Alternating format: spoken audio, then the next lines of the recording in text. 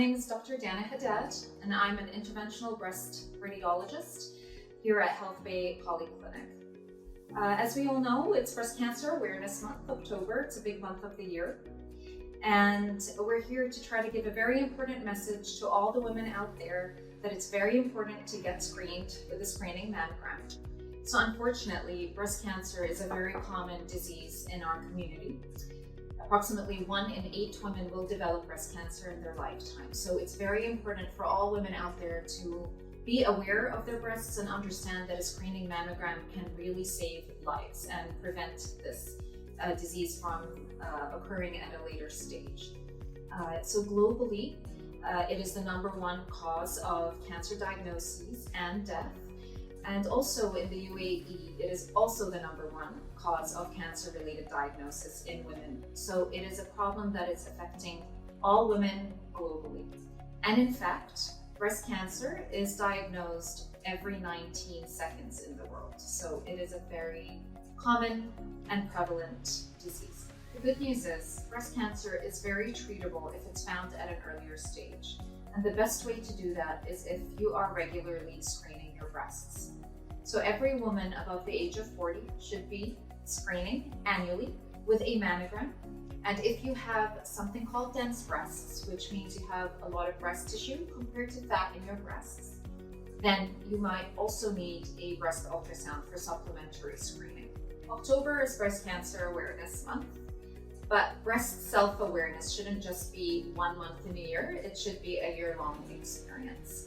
So what does it mean to be self-aware? Well, part of being self-aware includes knowing your risk, knowing what is normal for you and your breasts, getting screened, and also making healthy lifestyle choices. What does it mean to know your risk? It's very important to know what your family health history is and get a risk assessment done. There's a lot of centers in Dubai, including ours, that are able to do what we call a lifetime risk assessment for development of breast cancer.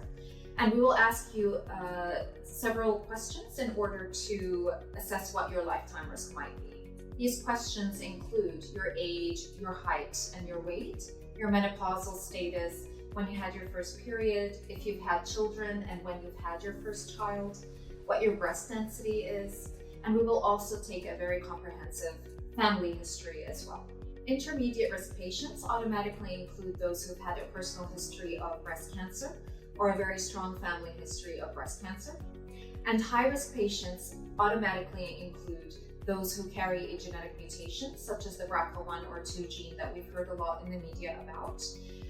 And also if you've received what we call mantle radiation or chest radiation as a child, for example, if a patient was diagnosed with lymphoma.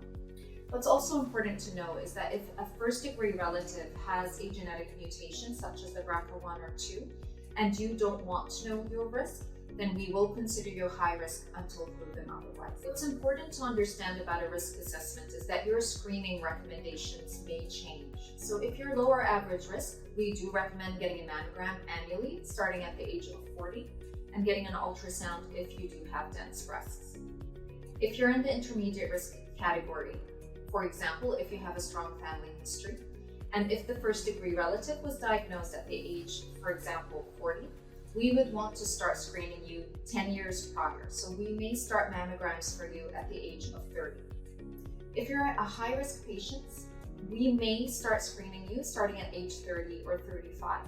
Annually with a mammogram, we will add ultrasound if you have dense breasts. And we will also recommend performing a breast MRI for you annually. Doing what is normal for you in terms of your breast health is very important. It's totally okay and absolutely normal to look and feel your breasts. What I recommend to patients is to do this once a month in the shower. And if you still have your period, just do it a few days after your period.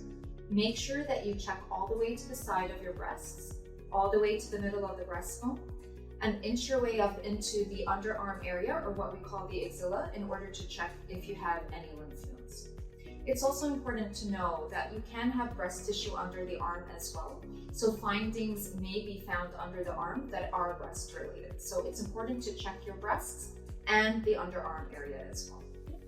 When you're checking your breasts, there are several findings that may prompt you to go see the doctor. Things that we may be looking for are lumps, bumps, or masses in the breast, especially if they're hard or fixed.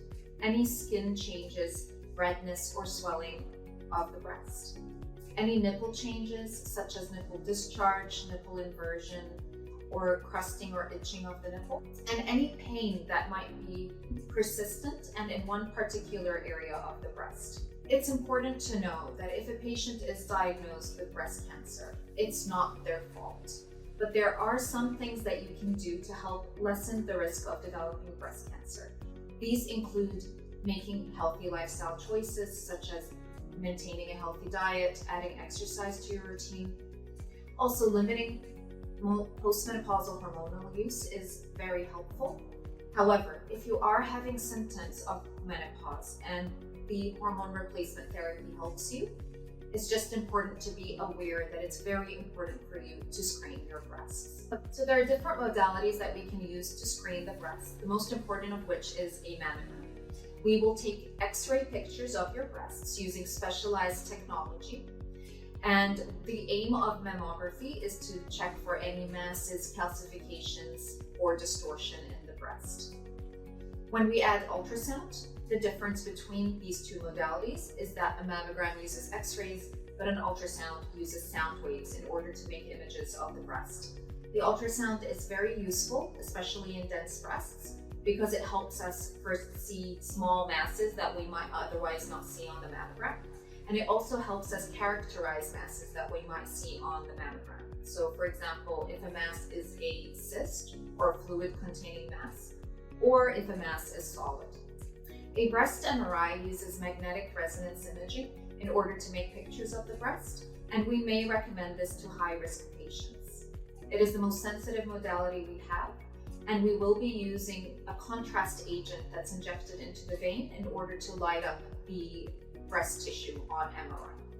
The breast MRI does not replace a mammogram or ultrasound, but it is the most sensitive modality to pick things up as early as we can and improve patient outcomes. If there is a finding noted on your mammogram, ultrasound, or MRI, the breast radiologist may recommend performing a biopsy.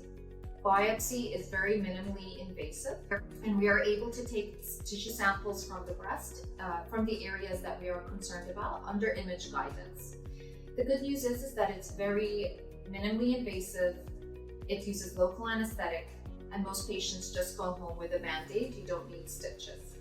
And there is no major downtime. You just avoid heavy lifting for a couple of days and avoid swimming and water on the area for at least a couple of days. After a diagnosis of breast cancer is made on tissue pathology, there are many treatment options available to patients, the majority of which will need surgery. So you will either have a lumpectomy, which is just a partial removal of some of the breast tissue, and the earlier we catch the cancer, the more likely that you may be able to just have a partial removal or a lumpectomy. If the breast cancer is more extensive, then we may recommend performing a mastectomy, which is complete removal of the breast. And you may elect to have reconstruction, for example, with a breast implant. Some patients elect not to have any reconstruction.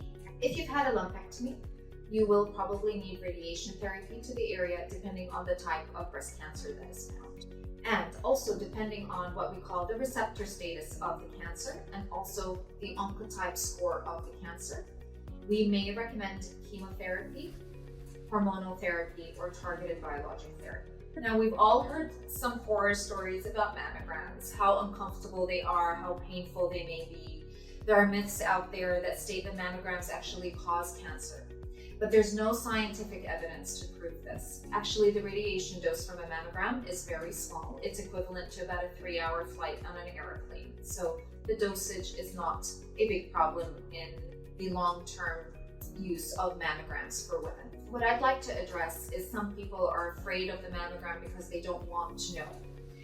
But the real fear really should be when you're not screening.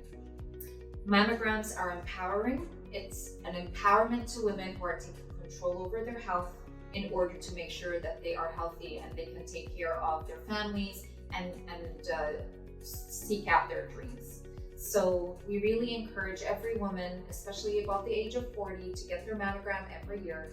And the team will support you and make sure we work with you to ensure how much compression that you may tolerate on a mammogram. It's also important to know that although breast cancer occurs most commonly in women, men can also be affected by breast cancer, up to 1% of cases. So it's also very important for the men out there to be aware that this could affect them. Just remember that you need to love yourself enough to make sure that you take care of your health. Getting a mammogram every year is one of those points that you need to check off your list. What I like to tell patients is, if you're 40 and above, choose your self-love month and get your mammogram, your ultrasound, your pap smear, and any blood tests that you may require. And then you're done for the year, and then you know that you're safe and healthy until the next year. And if next year something is found, then the likelihood will be that it will be early and you will be just fine and treated accordingly. So very important to get your mammogram, important to love yourself enough to take care of yourself. And we really look forward to seeing you for your next visit. Again, my name is Dr. Dana Haddad, and I'm an interventional breast consultant radiologist here at Health Bay Polyclinic. We would be honored and privileged to be able to take care of you this month. We have an expert team that is specialized in breast imaging, and we are supportive and compassionate, and we'll walk you through any steps in the journey that you might have with your breasts. Thank you.